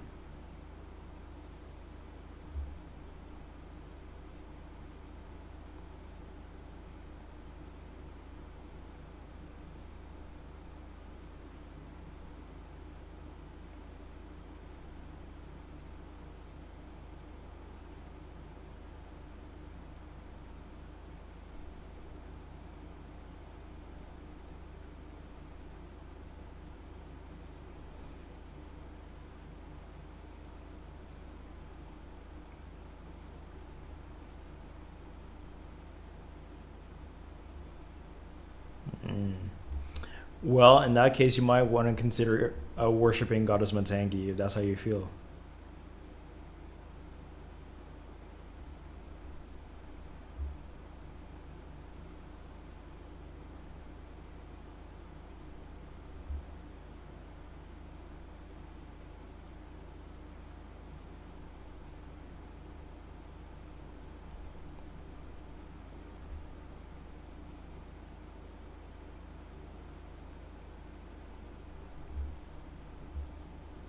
All right, let us get into Shravana. Oh, wow. Okay. In truth, you will find that Goddess Matangi actually embodies mostly the nakshatra of Shravana. Shravana represents knowledge, but not just ordinary knowledge. It represents the deepest, most nuanced, most complex, most advanced understanding of a discipline. And for this reason, this knowledge is rare and secret. Why do we say rare and secret? Because, once again, most people possess only the illusion of knowledge, not the initiated understanding of a discipline. Most people think they know enough about a subject, but their supposed understanding is based on illusion, imagination, misinformation, mainstream dilution, and also not based on direct experience. This is worse again in the information age, where most people consume endless data but never digest any of it. An age where people are convinced they understand a matter well enough to argue against someone else and instruct others, but really their understanding is lacking. Shravana represents depth of study that is not merely intellectual but also emotional and tangible, leading to a rare position of deep understanding of a particular discipline. It is the ultimate A student's nakshatra that possesses great memory and nuanced understanding.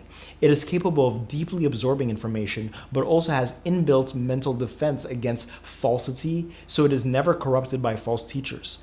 Shravana also represents the forces that protect knowledge from being corrupted by the masses, as once again disciplines run the risk of being diluted for mainstream consumption, and therefore corrupted and lost. Shravana represents Matangi, and so anyone wishing to develop deep understanding of any subject essentially becomes like Shravana. And with this deep understanding, one is then positioned to contribute originally to the world, because one would then possess the basis for clear insight and intuition. Instead of sharing shallow opinions you are convinced are true on the basis of little information, Shravana positions you to become a truly insightful person. And once again, we're seeing how Matangi benefits the sun because she is practical and nuanced understanding and practical study, Mercury, that leads to insight, original ideas, and enlightenment, the sun. Recall that Matangi relates to neglected and cast away items like leftover food. A lot of people, when they read books, they skip the introduction. When they go to school, they jump straight into the relevant information. They don't care about the details. So in much of learning, details are neglected, but these same details also lead to unique insights. Shravana represents those nerds that concern themselves with every minute detail of a discipline. They enjoy memorization and are the types to recall every last verse of the Bible, every last code of law, and even the smallest piece of information. Matangi also blesses an individual with the ability to perceive divine and celestial light. Naturally, in order to express the light of the soul, you need to be able to perceive them, see them, taste them, hear them, and converse with them at times. This aspect of Matangi very much relates to Shravana, this being a nakshatra most connected to seeing spirits, deities, angels, etc., as their perception is so subtle they can observe such solar entities. Whew. All right, wow, okay. Let me go into the chat before we end this with the Revati. Sunak Batsalim.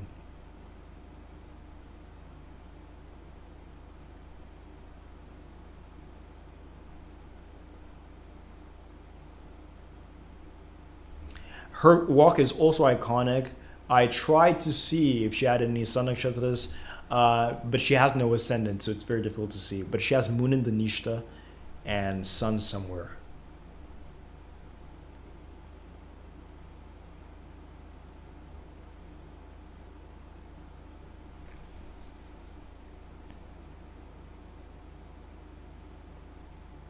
No, Uttara Phalguni is not here. Purva Phalguni will be in my discussion of Tripura Sundari.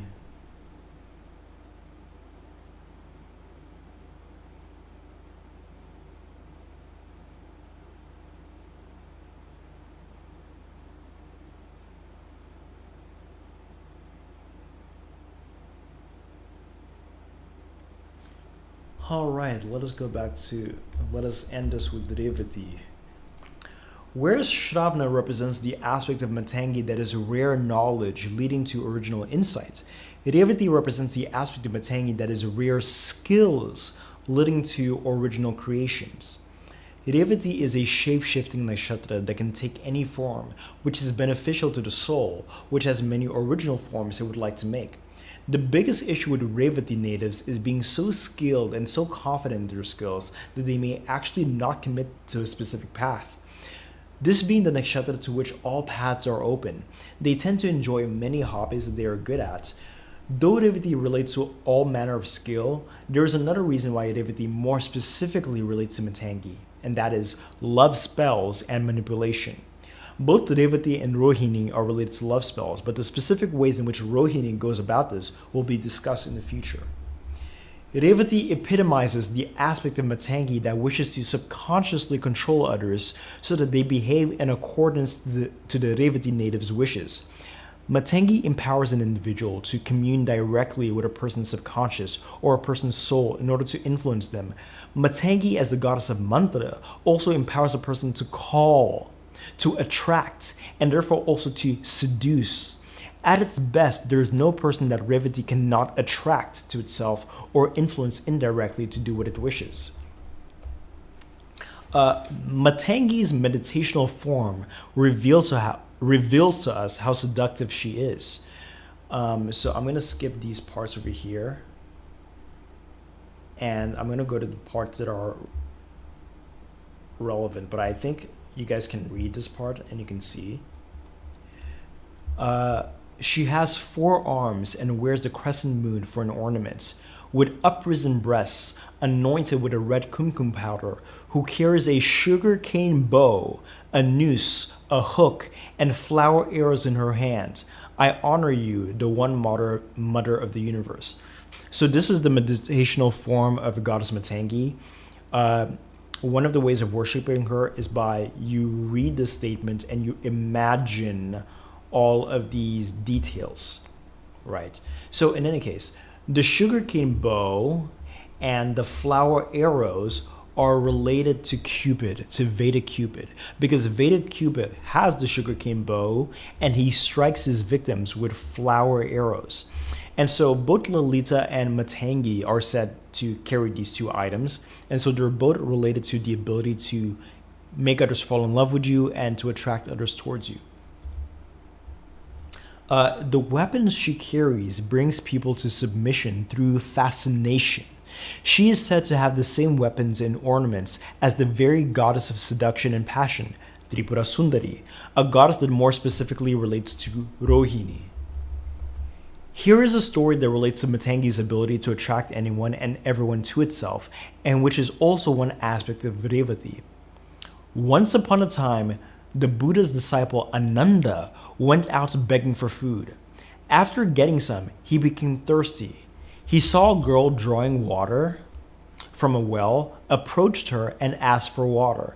The girl answered, "My name is Prakriti, nature, and I am a Kandala, a very low caste woman, the daughter of Matanga."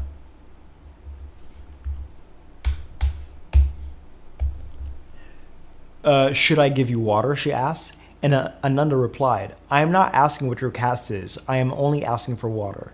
He took water from her, and as he drank, Prakriti admired his youthful body and became fascinated by him. Her desire for him grew, and she yearned to have him as her husband. After Ananda had returned to the monastery, Prakriti asked her mother, Mahavidyadhari, she who is skilled in the great mantras, which is related to Matangi because one of Matangi's names is Mantrini, which is the minister of mantras.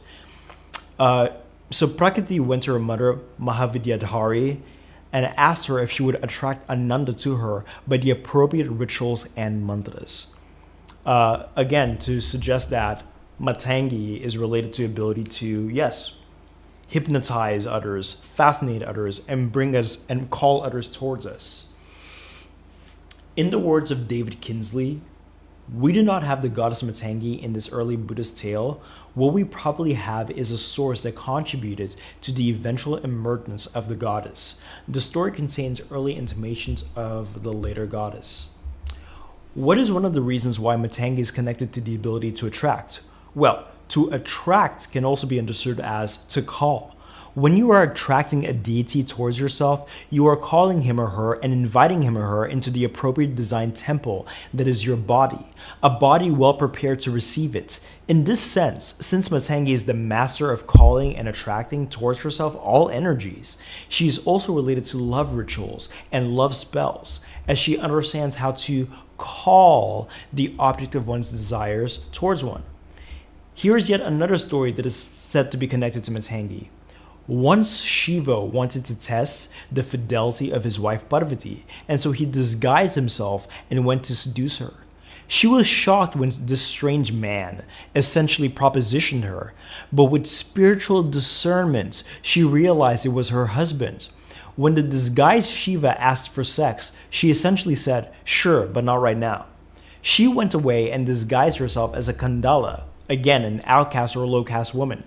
And she decided to play the same game on Shiva.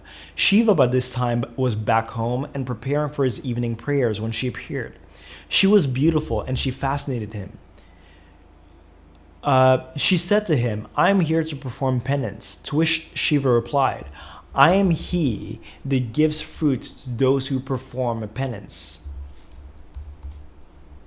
Saying this, he took her and kissed her, and they made love. She was then revealed to be his wife Parvati. And then they made love, and after they made love, Parvati asked Shiva for a boon, which she granted. Her request was this: "As you, Shiva, made love to me in the form of a Kandalini, a Kandala woman, this form will last forever and will be known as Uchista Kandalini," which is related to Matangi. And this again relates to the powers of Matangi to seduce whomever it is that she wishes, even if he's married, even if he's an ascetic, even if one is being seduced into doing something that is morally wrong. And this is also Revati's power as well. The following is another excerpt from David Kinsley's book on the Mahavidyas. The name Matangi reinforces this aspect of the goddess as erotically powerful. Her name literally means she whose limbs are intoxicated with passion, and most commonly refers to an impassioned female elephant, again relating to Revati. All right then. This has been a lovely stream. Let me see any more comments or anything else like that, so that we can decide whether or not we can all go to bed, essentially, which is where I'm going.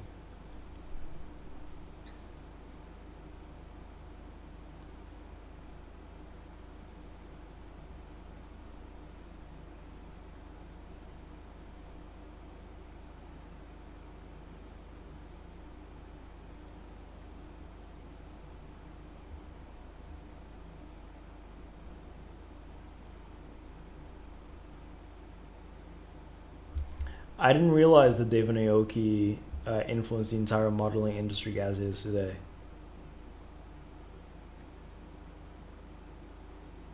Thank you so much, Heavenly Simmons.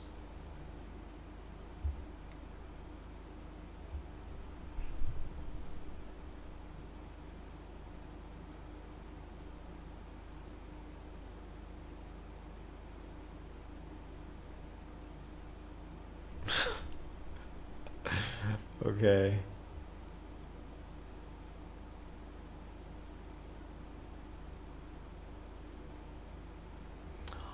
All right, guys. If there are no more questions, I think we can say goodbye, and I think we can say goodnight.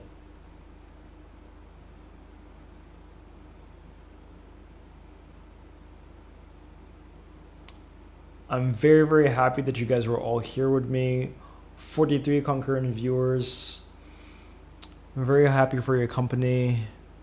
Thank you so much. God bless you guys. Thank you, Soul50.